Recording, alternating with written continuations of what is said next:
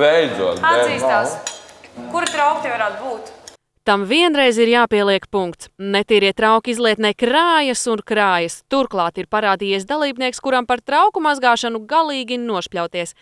Evija nolemj, traukus mazgās tas, kurš loterijā izvilks bēdīgos sejiņu. Cik vēl ir palikuši? Tik vēl ir? 2. Man vai ērgli? Jā, nevajag. Man liekas, ka ērgli izvilks. Es nezinu, man tāds ceļot. Kā tas būtu forši? Tu feju. Es pat zinu, kuri. Jā. Paņem samā. Dod viņam vilkt. Ērglis jau nezinu. Saņemtīšanas savādāk. Nē, ērglis jau nezinu. Te nav nekāda šmaukšanās. Evija, kāda jēga šmaukties? Jā, kas Redzēs viņai, ka viņai būs. Kas rakstīja tās zīmes? Es. Viņai būs. Tu pat zini? Viņa zina, kur ir. Jā. Zini?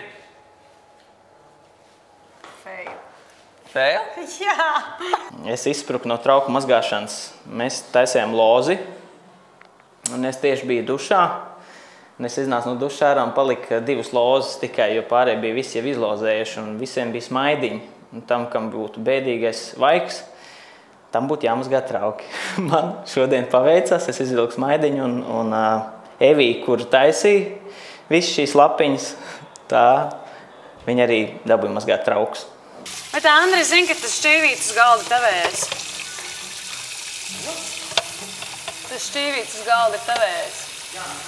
Tādi pārpratumi Evijai nav paprātam, tāpēc viņa ķeras pie vēl viena plāna.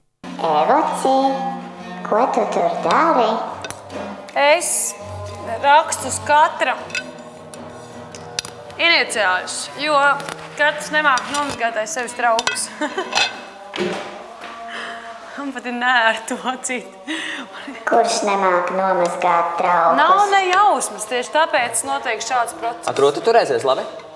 Un nevarēs noslēpt, ka tas nav viņa trauks. Tieši tā. Nost ar cūcību Okartes akadēmijā.